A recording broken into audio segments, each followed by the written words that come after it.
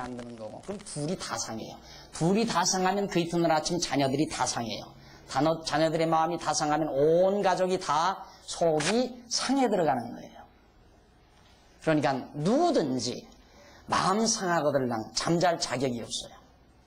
해가 지기 이전에 다 풀어야 돼요. 편안한 마음으로 잠자리에 들어야 편한 잠 들 수 있어요. 이게 지혜입니다, 여러분. 하나님을 아는 자는 반드시 그렇게 사라지게 돼 있고 또 그렇게 사는 것이 우리의 소원이죠. 뭐 그렇게 미워하고 증오하고 시기하고 질투하고 그거 따지고 보면 아무것도 아닌 거예요. 그 원인을 잘 분석하면 별것도 아니라 말입니다. 아주 째째하고 치사한 것들이에요.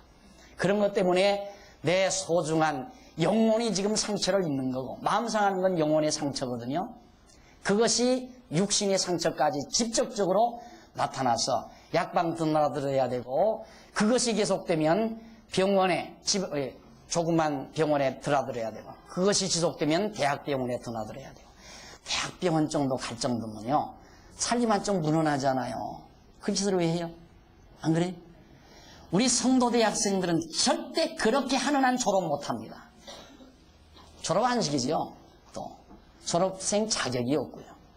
자격이 있나요? 그렇게 살면. 그 다음 어디까지 읽었죠? 네? 8절이요. 모세와 아론을 바로에게로 다시 데려오니 바로가 그들에게 이르되 가서 너희 하나님 여호와를 섬기라. 갈 자는 누구누구뇨? 모세가 가로되 우리가 여호와 앞에 절기를 지킬 것인즉 우리 남녀노소와 우양을 데리고 가겠나이다. 바로는 또 다른 모든 여자들이나 어린아이들이나 일부 백성들은 붙들어 놓고 일부 대표들만 나가서 제사 드리고 와라. 그러고 싶은 거예요. 죽어도 놓기 싫은 거예요. 그러니까 여러분, 죄의 권세에서 벗어난다는 게 쉬운 줄로 알려면 큰 착각입니다. 얼마나 끈덕진지 압니까? 놓치를 않아요. 절대 놓치를 않습니다. 죽어도 붙들려고 그러죠. 망하기 전까지는 안 놔요. 절대. 그것이 악의 고악성입니다. 악의 권세의 고악성. 그러니까 쉽게 단정하지 마시고요. 내가 죄로부터 완전히 쉽게 벗어나서 죄 없이 살 수 있다고 착각하면 안 됩니다. 그러니 우리가 얼마만큼 하나님의 말씀으로 죄의 권세를 무찌를 수 있는 하나님의 말씀으로 무장한다는 것 얼마나 귀한지 모릅니다. 벌써 내 마음속에 약간의 죄성이 탁 들어오면 확 그걸 발견해야 되거든요. 죄성이 내 안에 들어왔는데 그게 죄성인지 모르고 있으면 싸움이 안 일어나는 거죠. 내가 싸워야 되는데. 그럼 그때 죄성이 내 안에 들어왔을 때 말씀의 무기로 확 총을 쏴서 물리쳐버리면 그냥 마음이 평안한데 그걸 쏠 사슬이 없단 말이에요. 총사슬이. 지금 죄성이 들어왔는데 그걸 죽일 총사슬이 없어요. 그 총사슬이라는 게 하나님 말씀 아니에요. 무기인데. 하나님의 말씀, 예리한 말씀의 검. 이게 있어야 푹 찔러서 죄성을 죽여버려야 마음의 평정이 오는데. 그래서 여러분, 마음의 평안은 가장 안정권입니다. 마음이 평안할 때가 영적으로 신앙적으로 가장 안정권인 줄 알면 됩니다. 거기를 벗어나서 뭔가 자기가 뭐 좀 하나 뭐 해보려고 설치는 거 아직도 애기들이에요. 그건 애기들이 신앙이에요. 여러분 아이들 길러보잖아요. 그냥 젖이나 먹고 그냥 장난감 가지고 놀면 되는데 그냥 설쳐 엄마 설거지하면 저도 하겠다고 달겨들어요. 그리고 다 깨놓고 쥐저붙여놓고. 그 건방져서 그러거든요. 주제 파악을 못해서. 가장 안정권은 편안한 가운데서 하나님이 나에게 하게 하신 일, 그거 편안한 마음으로 하는 거예요. 괴로운 것으로 하는 것도 아니고 걱정하면서 하는 것도 아니고 욕심으로 하는 것도 아니고. 하나님의 일은 편안한 가운데서 즐거움으로 하는 겁니다. 즐거움으로. 그러니까 일하는 그 자체, 그것이지 그 일의 어떤 결과를 통해서 자기가 보람을 느낀다? 그건 자기 일이에요. 그건 욕심으로 벌써 시작하는 거예요. 그러니까 일이 되고 안 되는 것 하나 근심할 거 없어요. 일이 되고 안 되는 것 결과는 하나님께 달린 거예요.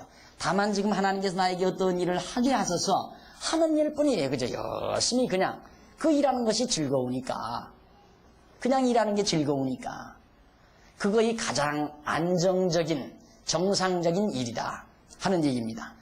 그러니까 절대로 우리 마음속에 정말 하나님 앞에서 자기 과시를 하기 위해서 나타나려고는 해서는 안 되죠. 벌써 죄성이 나를 붙들고 있다는 얘기예요.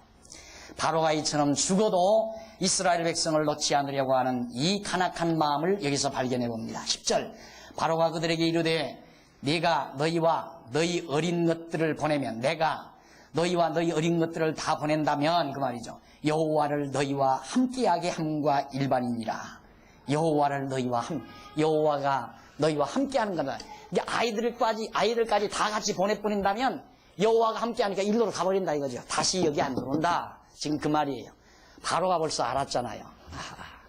쟤들이 섬기는 여호와가 대단하기는 하다. 한번 해보자 그러면 너하고 나하고 이런 식이죠. 그러니까 너희 하나님 여호와가 너희들을 몽땅 데리고 가나안 땅으로 이끌려고 하지만 나는 그렇게 다 못 놔주겠다 이거예요. 바로가. 이것이 그는 불가하니 그렇게 되지는 건 절대 그건 불가하다. 11절 안 된다. 너희 구하는 만이라 이에 너희 남정만 가서 그건 도저히 불가능하고 여자들과 아이들은 다 놔두고 남자들만 가서 여호와를 섬기라. 이것이 너희의 구하는 만이라. 이에 그들이 바로 앞에서 쫓겨나니라. 이제는 더 강팍해져. 이제 쫓겨나기까지예요. 그 다음 이제 12절 여호와께서 모세에게 계속해서 나오는 내용이 나옵니다. 잠깐 쉬었다가 12절부터 하십시다.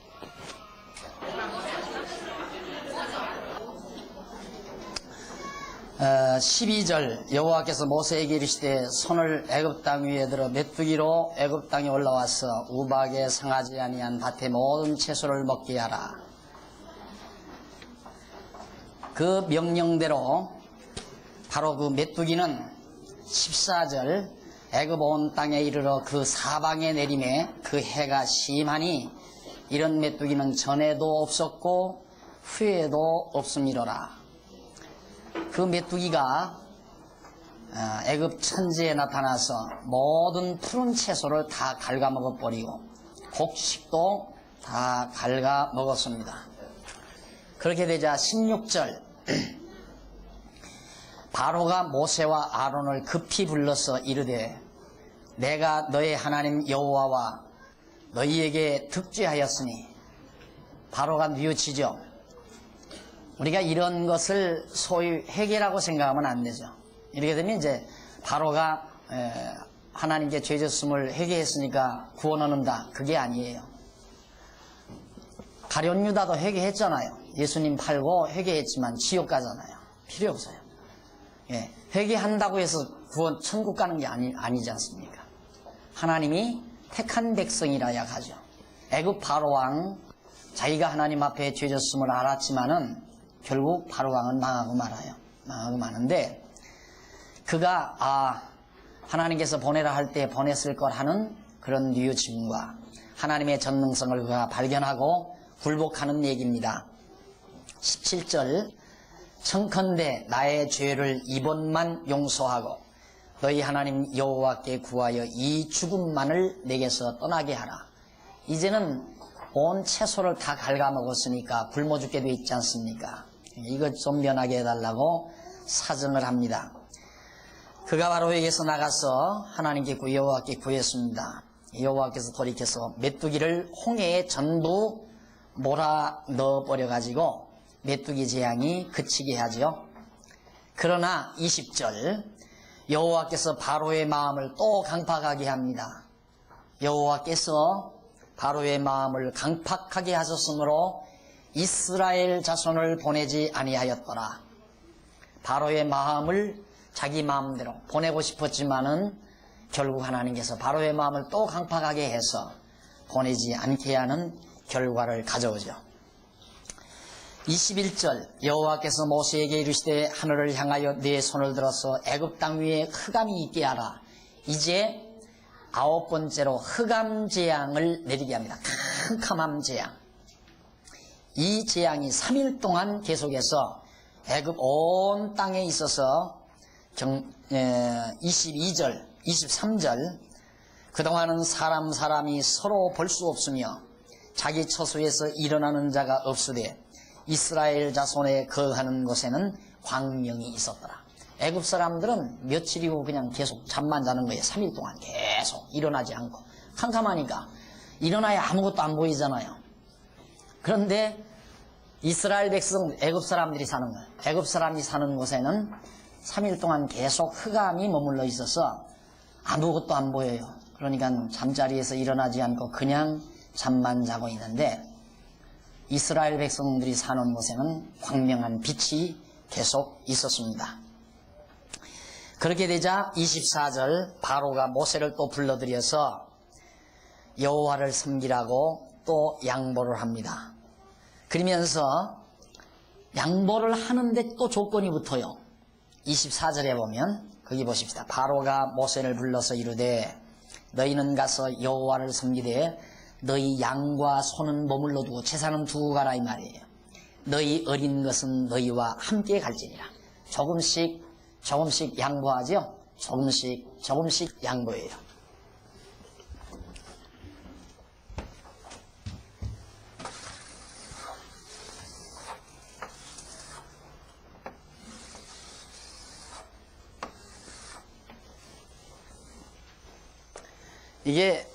이 그림이 거듭난 중생인의 모습인데 이건 0이고 이 아래 동그라미는 6입니다. 이 가운데 이 동그라미는 마음이고요. 마음, 인간의 마음. 그런데 과거에 우리가 육신으로 거듭나지 않고 살았을 때에는 거듭나기 이전에는 0과 6이 이렇게 그냥 하나였어요. 0과 6이 아니라 육신과 마음이 그냥 하나였어요. 그러니까 내 육신의 정욕대로, 욕심대로 마음도 생각하는 거예요. 이 마음과 육신의 정욕이 갈등이 없어요. 그런데 중생하고 나면 0이 살아나니까 마음을 0이 이렇게 뺏어가요. 내 마음을 0이 뺏어간단 말이에요. 이만큼 뺏어갔잖아요. 이걸 가르쳐서 영의 소욕이라고 그러죠.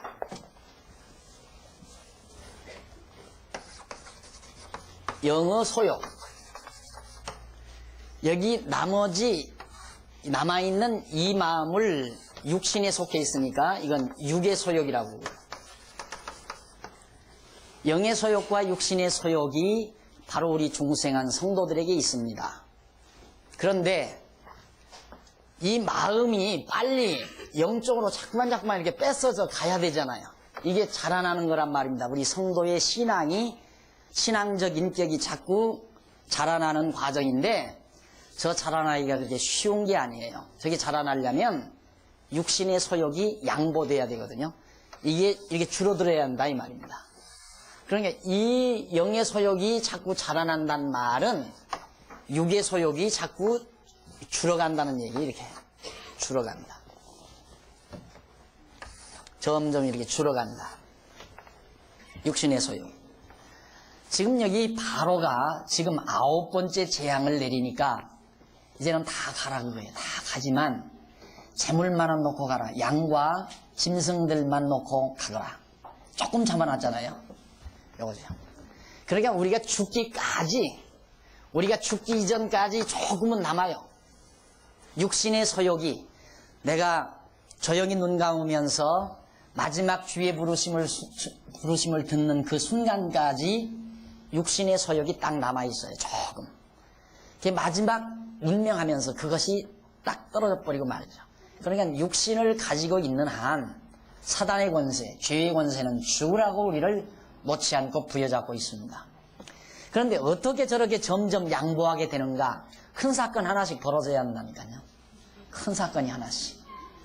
우리 믿는 성도들이 생활하면서 가정에 여러 가지 시련이 오는 거, 그게 육신적으로 보면 참 고통스럽고 괴로운 일이지만은 그러나 한번 큰 사건 가정에서 치르고 나면 가족들의 신앙이 부쩍 성장하게 되어 있습니다.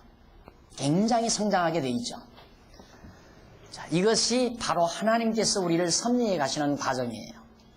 그러니까 육신의 소욕, 이게 바로의 권세거든요. 쉽게 말하면. 육의 소욕은 바로의 권세고, 영의 소욕은 이스라엘. 이스라엘 백성의 권세란 말이죠. 이 이스라엘 백성이 점점 바로에게서 노임받아가는 과정이 바로가 양보하는 만큼 보여진다 이 말이죠. 그래서 성령의 소욕은 육신의 소욕을 거스리고 육신의 소욕은 성령의 소욕을 거스린다 그러잖아요. 영의 소욕은 육의 소욕을 거스리고 육의 소욕은 영의 소욕을 거스린다. 육신의 소욕을 취하면 취하는 만큼 영이 상처를 입는 거예요. 반대로 영이 상처를. 이것이 우리들의 갈등이자 우리들의 고충인 것입니다. 우리의 마음이 괴롭다고 하는 건 벌써 영혼이 상처 입고 있다는 사실이에요. 성령의 소욕이, 영의 소욕이 상처 입고 있다. 그러니까 영의 소욕이 자꾸 이길 때는 마음이 심령이 편안하지만 영의 소욕이 파손을 입을 때는 심령이 괴롭게 되어 있는 거란 말입니다. 그러니까 그거 얼마나 좋은 거예요. 심령이 괴롭다 벌써 신호가 온 거예요. 내 영혼이 지금 상처 입고 있다 이 말이죠. 그런데 남의 마음을 쉽게 우리는 상처 주잖아요. 같은 성도들끼리라도 만나면 어떻게든지 그 사람의 마음이 상하지 않도록 하려고 노력을 해야 되는데 아주 사람이 얄궂어가지고 자기 말 한마디로 상대방이 그냥 화가 나서 괴로워하는 걸 보면 닭수갈채가 보내지죠. 신난다. 남 괴롭혀놓고 이것이 역시 그 사람의 사악성이죠. 남 괴롭혀놓고 자기는 신날지 모르지만 그런 신나는 마음을 가진 것이 얼마나 강팍한가. 그런 강팍한 마음은 항상 괴롭습니다. 항상. 그래서 늘 생각을 해도 어떻게 하면 누구를 좀 괴롭힐까? 어떻게 하면 남을 좀 욕할까? 남을 헐뜯을까? 그래서 남 미워하고 증오하고 시기하고 질투하고 이런 생각들로 항상 채워져 있죠. 뭘 하면서도 항상 남을 따라먹으려고 남을 자꾸 이겨먹으려고 누구하고 견주려고 이것이 바로 악성이에요. 인간의 악성. 근데 거기에서 벗어난다는 건 그리 쉽지 않습니다. 왜? 악의 권세가 우리를 그렇게 붙들고 있으니까. 야, 아이들 공부하는 것도 그렇습니다. 야, 작은 집 아무개는 이번에 수학능력고사에서 점수가 얼마 나왔다더라. 175점 나왔다더라. 180점이 나왔다더라. 이렇게 해서 아이를 갖다가 분노를 시키는 거죠. 흥분하게. 그렇게 해서 사악한 아들 만들면 뭐합니까? 사악한 자식 만들면 뭐합니까? 괜찮다. 네 실력대로 됐구나. 다 그것이 인생의 다가 아닌 거야. 그냥 편안하게 하는 거야. 하고 어떻게든지 마음을 편안하게 만들고 즐겁게 만들어줘야 되는데 아이를 분통 터지게 해서 기겁고 나면 따라먹게 만들려고 그 아이를 평생 죽이는 거예요. 제가 큰 딸을 낳았더니 누가 나한테 묻더라고요. 그 딸을 어떻게 기르고 싶니? 내가 하나님이라면 나는 이 딸이 학교 가가지고 선생님이 숙제 안 해왔다고 앨범을 팍 주면 선생님 손 아프죠. 그리고 미소를 지을 수 있는 그런 딸이 된다면 참 좋겠다고 내가 그랬어요.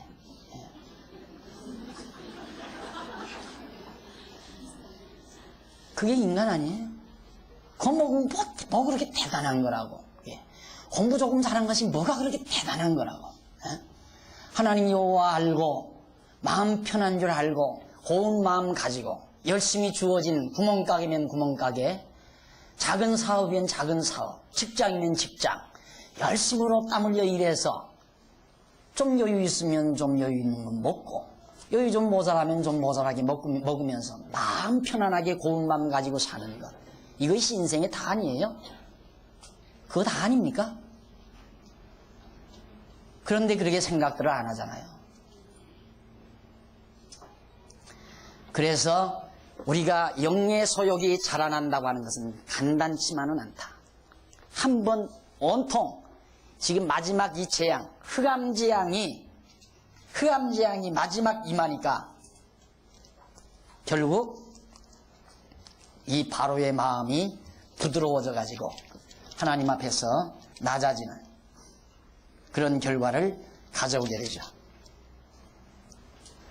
놔줘요. 조금씩. 이제는 내 자손들까지 다 가되 재물만은, 사람만은 못 가죠. 재물만은 가지 못한다 하고, 이것마저 이제는 바로는 놓게 되어 있습니다. 반드시. 그러니까 제가 늘 그런 얘기하죠. 우리는 어차피 승리가 보장된 삶이다 그 말이에요. 승리가 보장된 삶이다. 왜? 이스라엘 백성 보세요. 도전했다가 패배하는 것 같고 지금 이스라엘에 대한 도전 과정을 우리가 공부하죠. 도전했다가 또 패배하고 도전했다가 패배하고 바로가 강하니까 또 실패하고 또 실패하지만은 낙심하지 아니하는 것은 궁극적으로 승리가 보장됐다는 확신 때문인 것입니다. 그러니까 우리 생활도 마찬가지예요. 우리가 살아가면서 많은 시련을 겪죠. 영적 시련을 겪어요. 고통을 당합니다. 그러나 우리 절망하지 않아요. 좌절하지 않아요. 왜? 결국은 하나님께서 나로 하여금 승리하게 하신다는 게 확실하고 분명하니까. 하나님의 택한 백성이기 때문에 반드시 승리케 하신다는 게 믿어져 버리니까. 그래서 우리는 소망 속에서 반드시 절망하지 않고 산다는 것. 절망하지 않는 거야. 우리에게는 좌절이 없다. 좌절하는 인간은 가장 약한 것이다. 하나님을 믿는 사람은 절망이 없다.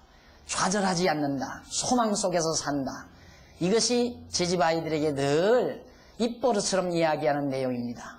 네가 하나님 여호와를 알면 절망이란 없다. 우리에게는 소망만이 있다. 바로 우리에게는 승리가 보장된 삶이다.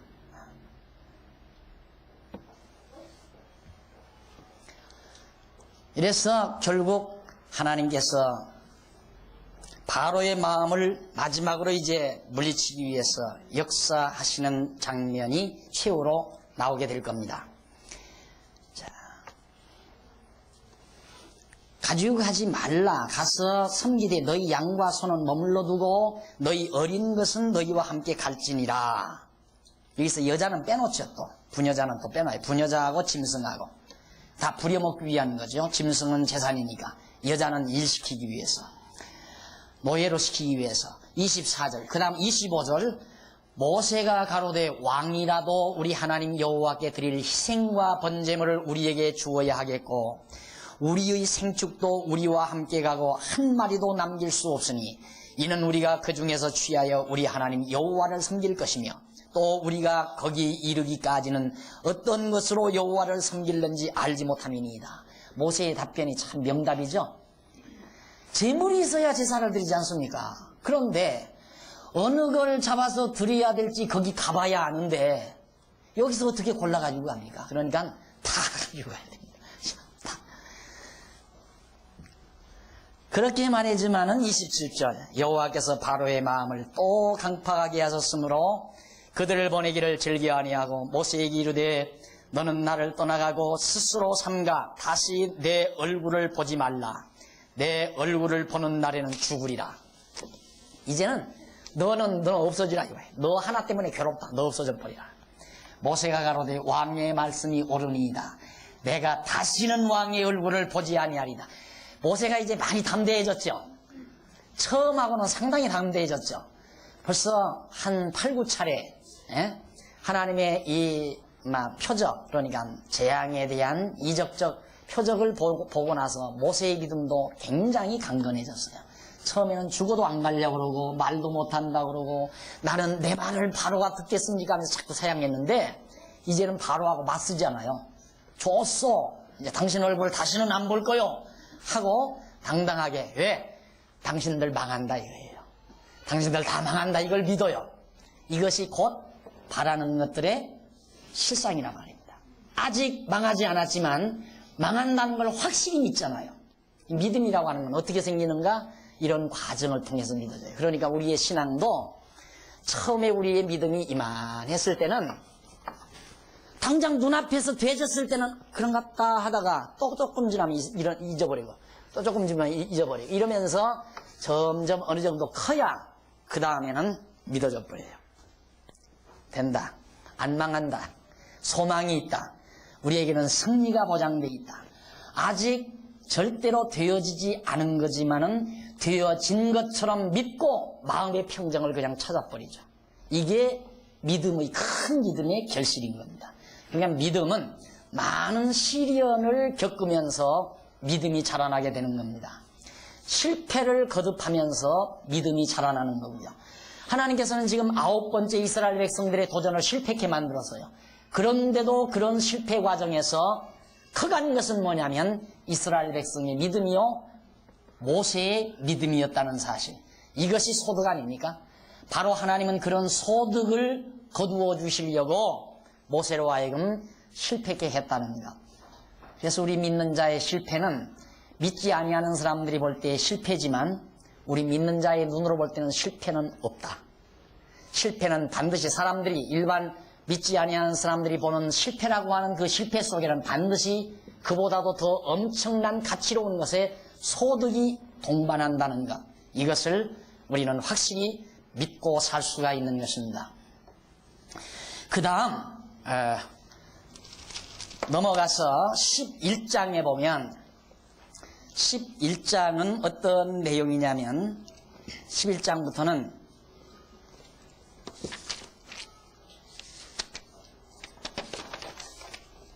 교재 어디에 교재 121페이지 3번 자손의 해방과 승리. 이제 9가지 재앙까지 내려서 도전을 지금까지 했죠. 도전을 하나님께서.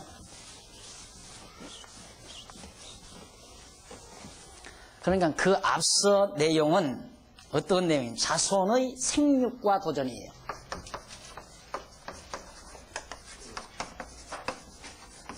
이것이 2번이었단 말입니다. 그 다음 이제부터 배울 것은 3번이에요. 3번은 자손의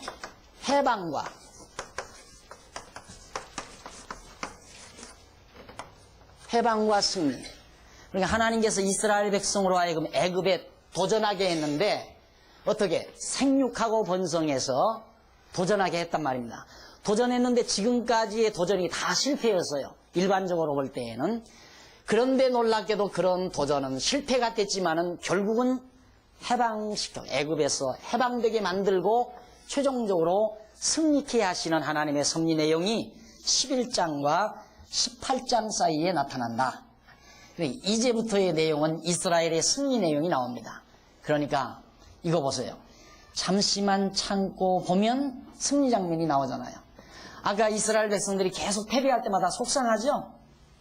모르면 속상해요. 그러니까 속상할 거 하나도 없는 건데 알면 신나지요. 더 패하니까 너 고수를 많이 두고 보자. 이게 얼마나 강한 힘이겠어요. 우리가 이긴다 이 말이죠. 이긴다. 그래서 우리가 늘 실망하고 좌절하는 것은 이렇게 섭리하시는 하나님을 모르기 때문에 실망하고 좌절하지, 이런 하나님을 알면 실망 속에서도 절대 좌절이란 없습니다. 반드시 승리한다는 소망을 가지게 되죠. 또 그 소망은 반드시 현실로 나타나게 돼 있는 거고요. 이것이 우리들의 삶의 과정 아니에요. 우리들이 지금 죄의 종살이 하면서 죄의 종살이에서 벗어나게 되는 건데, 우리가 죄의 종살이에서 벗어나서 하나님의 백성이 되는 과정이 우리의 삶 전체 영역이라고요. 이런 삶의 과정에서 나타나는 하나님의 섭리는 부분적으로 우리에게 실패처럼 보이지만은 그 실패는 엄청난 눈에 보이지 아니하는 많은 소득을 거두게 하고, 그 소득은 급기야는 믿음인데 그 믿음대로 되어지는 엄청난 승리가 우리에게 보장된다는 사실입니다. 자, 그럼 먼저 애굽에서의 해방 장면이 11장과 13장에 나타납니다. 애굽에서 해방되는 장면이. 이제 마지막으로 최후 도전이 11장에서 12장 20절까지 나와요. 11장에서 12장 20절까지 최후의 도전. 자, 그러면 11장 1절로 3절에 보면 하나님께서 모세에게 최후로 애굽의 도전을 예고하는 내용입니다. 여호와께서 모세에게 이르시기를, 내가 이제 한 가지 재앙을 바로와 애굽에 내린 후에야, 마지막 이제 한 가지 재앙을 내린 후에야 그가 너희를 여기서 보낼지라. 급기야 정말 놀라운 복음의 내용입니다. 모세가 기대했고 바라던 그런 음성이죠. 이제 너희를 바로가 보내게 된다. 그가 너희를 보낼 때에는 여기서 정령 다 쫓아내리니 백성에게 말하여 남녀로 각기 이웃들에게 은금 패물을 구하게 하라 하시더니, 여호와께서 그 백성으로 애굽 사람의 은혜를 받게 하셨고, 또 그 사람 모세는 애굽에서 바로의 신하와 백성에게 심히 크게 되었더라. 자, 하나님께서 일찍이 창세기에 보면 이스라엘의 열조 아브라함에게 내 자손이 애굽에 가서, 여기 가서 400년 종살이하고 나올 때 많은 보물을 가지고 나온다고 약속을 했어요. 빈손으로 나오는 것이 아니라 많은 보물을 가지고 애굽에서 나오게 하리라. 이게 바로 모세 이전 한 500여 년 전 가까이 500여 년 가까이 이전에 아브라함에게 하나님께서 언약하신 말씀이란 말입니다. 그 언약대로 많은 보물을 애굽 사람들에게서 취해가지고 나온다는 거예요. 상식이하죠? 아니 처음에는 아예 안 보내려고 그랬다가 남정네만 보내려고 그랬다가 이제는 아이들까지 가라고 그랬다가 짐승은 못 가라고 그랬다가 그 다음 아이들까지 가라고 그랬다가 이제는 다 보내게 되는데 이제는 다 보내는 정도만이 아니라 자기네들이 가지고 있는 보물까지 다 금은 폐물이에요. 그런 것까지 다 걷어가지고 나오게 된다는 말입니다. 하나님께서 지금 그렇게 약속하고 있어요. 그러니까 하나님이 하시는 일은 우리의 전자계산기에 안 맞아요. 그거 자꾸 튕기지 마십시오. 그냥 가계부 안 쓰면 남편이다 혹시 의심할지 모르니까 그냥 써놓고 말해야지. 그걸 일일이 계산해서 몇 년도 가면 집 사고 몇 년도 가면 어떻게 된다. 그 골치 아픈 거 하지 말아요. 그냥 규모 있게 살아요. 그냥 전략하면서 규모 있게 살면 되는 거예요. 절대 인간 계산에 안 맞아떨어져요. 이게 계산에 맞는 얘기예요. 도저히. 그런데 하나님께서 놀랍게 역사하시는 거죠. 왜? 그것도 역시 사람이 행하는 것이 아니라 여호와의 능력으로 행하는 줄을 알게 하려고 하나님께서 그렇게 하시는 거죠. 자, 그러면서 모세는 애굽에서 바로 신하와 백성에게 굉장히 위대한 사람으로 지금 8, 9번째 엄청난 이적을 행했으니까 애굽 사람들이 보기에는 모세가 신으로 보이는 거예요. 얘기했잖아요. 모세를 처음 내가 너로 하여금 그들 앞에 신이 되게 하리라. 정말 신처럼 보인 겁니다. 굉장히 위대하게. 그 다음 4절 모세가 바로에게 이르되 여호와께서 이같이 말씀하시기를 밤중에 내가 애굽 가운데로 들어가리니 애굽 가운데 처음 난 것은 위에 앉은 바로의 장자로부터 맷돌 뒤에 있는 여종의 장자까지와 모든 생축의 처음 난 것이 죽을지니라. 그러니까 애굽의 장자로 하나님께서 밤중에 이제 애굽으로 하나님이 들어가시는데 하나님의 사자가 들어가는데 가서 어떻게 할 건가? 애굽 왕의 장자, 그러니까 장자면 애굽 왕의 대를 이을 자예요. 다음 차기 왕이란 말입니다. 장자로부터 누가지 맷돌 뒤에서 맷돌을 갈다가 맷돌 뒤에서 거처하는 여자들, 그러니까 가장 천한 사람들이죠. 그런 자의 자녀들까지라도 전부 장소는 다 쳐버리겠다 하나님께서. 짐승까지도 다. 모든 생축에 처음 난 것은 전부 죽을 것이다. 그러니까 집집마다 안 죽을 사람이 초상 안 날 집이 어디 있어요? 다 죽죠. 이런 엄청난 진노가 애굽에 임한다는 사실입니다. 그래서 애굽 전국에 전무후무한 큰 복성이 있으리라. 그러나 이스라엘 자손에게는 사람에게나 짐승에게나 개도 그 혀를 움직이지 않으리니, 개도 짖지 않는다 이 말이죠. 여호와가 애굽 사람과 이스라엘 사이에 구별하는 줄을 너희가 알리라 하셨나니. 하나님께서 불택한 멸망의 자식인 애굽 사람과 하나님의 택한 백성 이스라엘을 하나님이 엄연히 이렇게 딱 구분하는 줄을 너희로 알게 해주겠다. 이렇게 성경이 구원받을 자와 멸망받을 자를 다 구분을 해요. 정확하게. 이것을 소위 장로교가 말하는 예정이라고 그러는 거예요. 예정. 하나님이 다 구원받을 자와 멸망받을 자를 미리 정해놓으시고, 구원받을 자는 구원받도록 인도하시고 멸망받을 자는 지옥 가도록 하나님이 섭리하시는 분이라는 뜻입니다. 지금 그렇게 하고 계시잖아요. 하나님께서. 자, 왕이 이 모든 신하가 내게 내려와서 내게 절하며 이르기를 너와 너를 쫓는 온 백성은, 왕의 모든 신하들이 모세에게 내려와서 온 백성은 나가라 한 후에야 내가 나가리라 하고 심히 노하여 바로에게서 나오니라. 이제 모세가 가서 바로에게 전부 그렇게 얘기해 놓고는 그 다음에는 다 모세가 배짱을 튀겨요. 그러면서 싹 나오면서 이제 당신 신하를 보내서 나가라고 해야 나가지, 안 그러면 나 안 나가겠다 이 말이에요. 그러면서 바울이란다. 모세가 심히 노하여 바로에게서 나왔다. 9절 여호와께서 모세에게 이르시기를 바로가 너희를 듣지 아니할지라.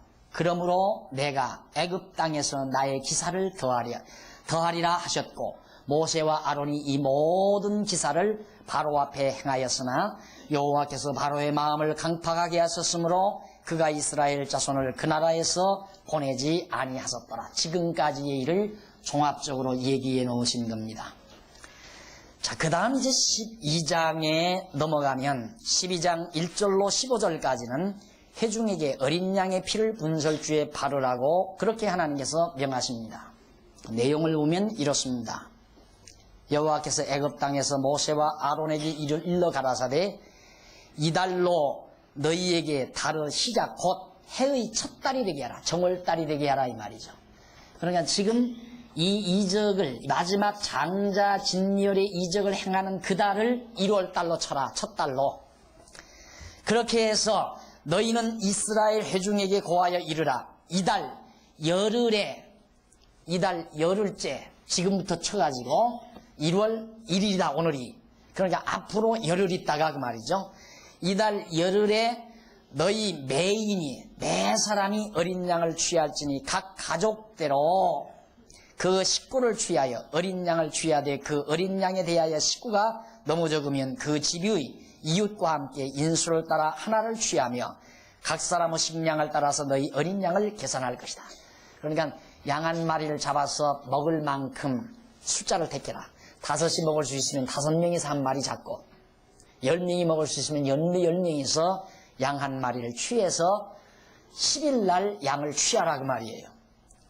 그리고 그 양을 취하되 5절 어린 양은 흠없고 1년 된 수컷으로 하되 양이나 염소 중에서 취하고 이달 14일까지 간직하였다가 그러니까 10일 날 취했다가 14일까지 그 양을 잘 보관해서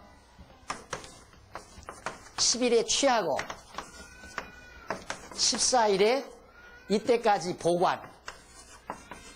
보관하고 이날 밤에 잡는 거예요. 14일 밤에 이 양을 잡는 겁니다. 취한 양을 깨끗하고 흠없는 깨끗한 양을 잡아서 그 피는 이스라엘 백성들이 살고 있는 문지방 턱하고 문지방 있죠? 문지방 거기에다가 문설주하고 지방 안에다가 전부 피를 발라라. 지방에다가 문설주 그 바깥 문 밖에다가 양의 피를 다 발라놓으라 이 말이죠. 해질 때 이스라엘 회중이 그 양을 잡고 그 피로 양을 먹을 집 문 좌우 설주와 인방에 바르고 그 밤에 그 고기를 불에 구워 무교병과 쓴나물과 아울러 먹으라 하는 얘기죠. 자, 여기서 참 재밌는 일을 하나님께서 시키시죠. 양을 잡고 그 피를 문지방에 발라라. 왜 그러는가? 표시예요. 택한 백성의 표시. 문지방에 바르는 거. 그리고 그 밤에 고기를 불에 구워서 먹는데 고기를 불에 굽는 것은 다 하나님 앞에 드리는 제물에 대한 하나의 선례죠. 제물은 반드시 불에 태워서 하나님께 드리게 됩니다. 그러니까 하나님께 드리는 정결한 제물이니까 불에 구워서 무교병과 누룩이 없는 떡, 다른 때에는 늘 누룩이 있는 떡을 먹어요. 그런데 그날만은 누룩 없는 떡, 순수한 것, 깨끗한 걸 먹으라 이 말이죠. 누룩은 부패된 거죠. 따지고 보면. 그래서 이 누룩 없는 떡을 그때 먹게 하고 쓴나물 이건 먹게 해요. 왜? 쓴나물은 막 먹으면 쓰잖아요. 그런 것처럼 앞으로 이런 예식을 계속 해마다 지금 하게 할 거거든요. 매년 1월 14일에는 정말 매년 첫 달 14일에는 이 6월절이라고 해서 6월절 절기를 지키게 하려고 한단 말입니다. 이 지키는 방법은 다른 거 아니에요. 양 잡아서 바로 그 고기를 불에 구워가지고 쓴나물하고 무교병하고 그렇게 먹는 거. 그게 이제 6월절 지키는 방법이란 말입니다. 쓴나물을 왜 먹는가? 애굽의 고통을 기억하라고. 딱 먹으면 쓰죠? 그때 우리 조상들이 과거에 애굽에서 너무너무 고통이 많았다. 그걸 기억나게 하는 하나의 방법이에요. 쉽게 말하면. 그렇게 해서 그걸 먹으라고 하고 난로나 물에 삶아서나 먹지 말고 난로나 생것으로나 물에 삶는 건 제물을 드리는 것이 아니니까 먹지 말아라. 그리고 나머지 불결한 건 다 태우고 아침까지 남겨두지 말아라. 왜? 아침에는 이스라엘 백성들이 애굽에서 도망쳐 나올 건데 여기다 남겨놓으면 누가 먹어요? 그 정결한 제물을, 정결한 유월절 양고기를 애굽 사람들이 먹으니까 못 먹도록 완전히 구분하기 위해서 다 먹고 남는 건 다 없애버리라 이 말이죠. 애굽 사람은 전혀 먹지 못하도록. 그래서 성경은 그렇게 말해요. 유월절 양, 예수 그리스도가 유월절 양으로 오셨다고 그러잖아요. 오늘 우리는 그리스도를 통해서 이스라엘 백성들이 어린 양, 유월절 양을 통해서 애굽에서 나온 것처럼 오늘 우리는 예수 그리스도 어린 양을 통해서 죄의 권세로부터 자꾸자꾸 벗어나서 해방되게 되는 거란 말입니다. 자, 이것이 이제 하나의 모형과 그림자인데 이 어린 양 잡아서 그 피를 문설주에 바름으로 그걸로 인해서 이스라엘 백성들의 자손은 죽지 않고 장자는 죽지 않고 다 구출이 되게 되는 그런 하나의 재앙입니다. 애굽에 대한 재앙.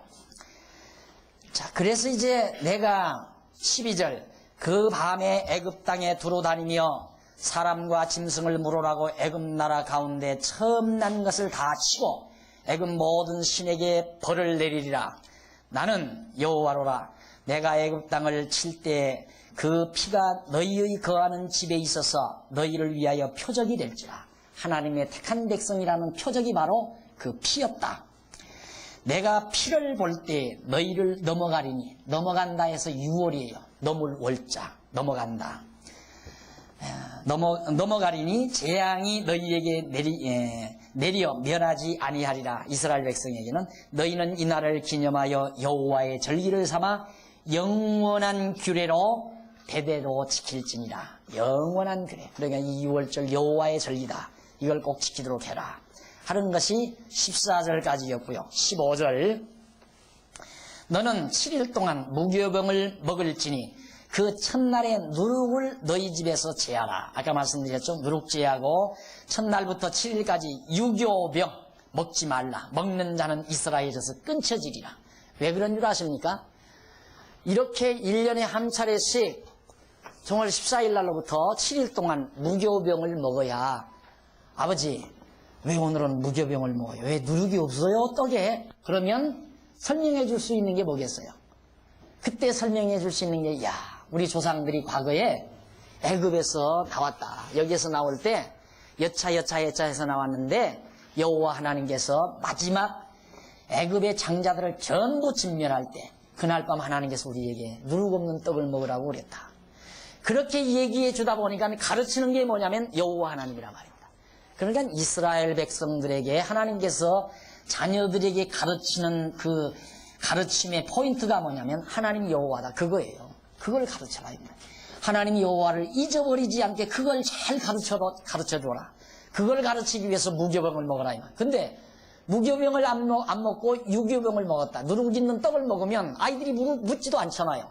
그러면 한 대만 지나가 버리면 나는 무교병을 먹는 의미를 알아요.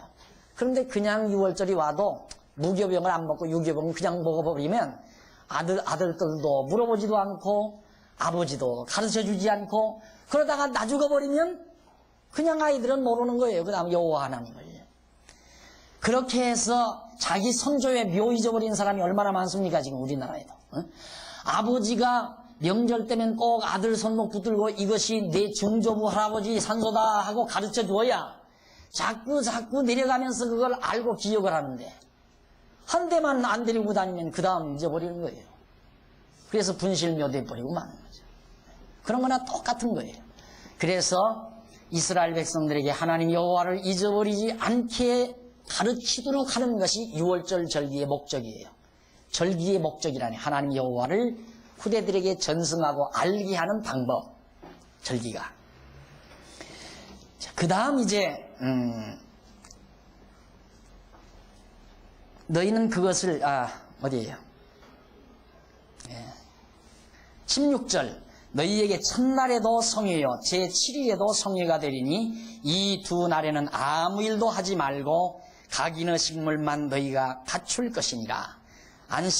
편히 또 일도 안 해요. 7일 동안. 너희는 무교절을 지키라. 이날에 내가 너희 군대를, 여기 나오잖아요. 지키라는 이유를. 그날에 내가 너희 군대를, 이스라엘 백성을 애굽 땅에서 인도하여 내었음이니라. 애굽 땅에서 인도하여 낸 여호와 하나님을 잊어버리지 않게 하기 위해서 유월절 지키라고 하는 것이다. 하나님의 절기를. 그러므로 너희가 영원한 규례를 삼아 이날을 대대로 지킬지니라. 정월의 그달, 정월의 그달 14일의 저녁부터 21일 저녁까지 너희 무교병을 먹을 것이다. 14일 저녁부터 21일 7일간입니다. 7일간. 이것이 여호와의 절기를 지키는 기간이죠. 그러므로 너희가 정월 19절 7일 동안은 누룩을 너희 집에 잊지 않게 하라. 무릇 유교물을 먹는 자는 타국인이든지 본국에서 난자든지 물어나고 이스라엘 회중에서 끊지어지리니 너희는 아무 유교물이든지 먹지 말고 너희 모든 유하는 곳에서 무교병을 먹을 것이니라.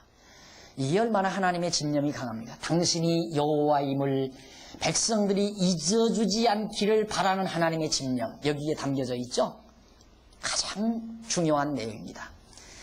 자, 그 다음 이제 21절부터 거기는 조금 내용이 달라집니다.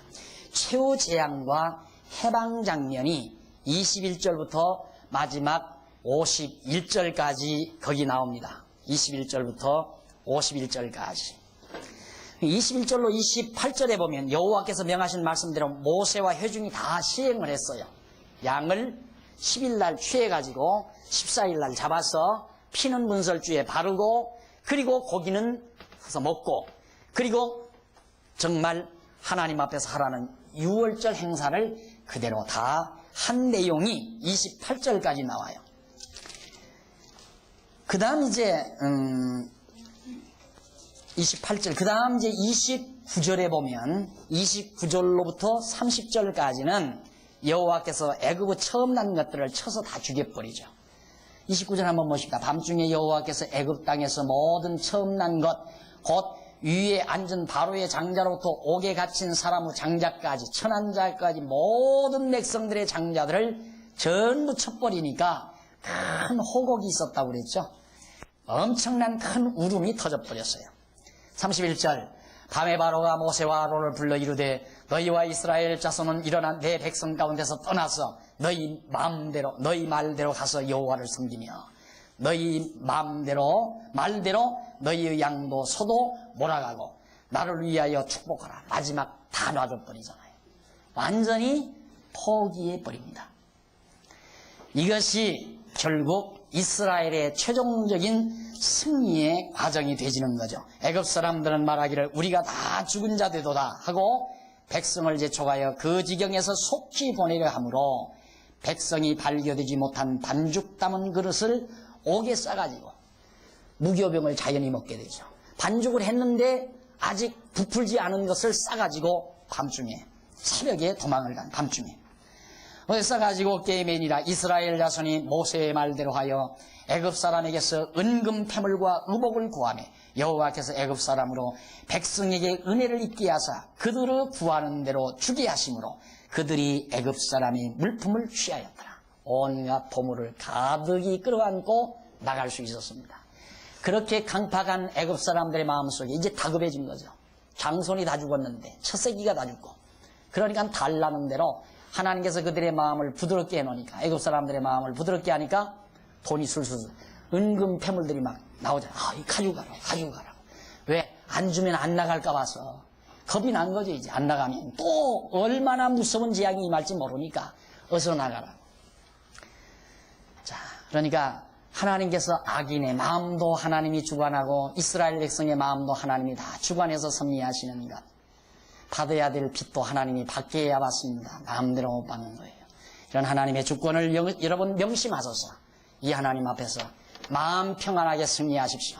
우리에게는 승리가 보장되어 있습니다.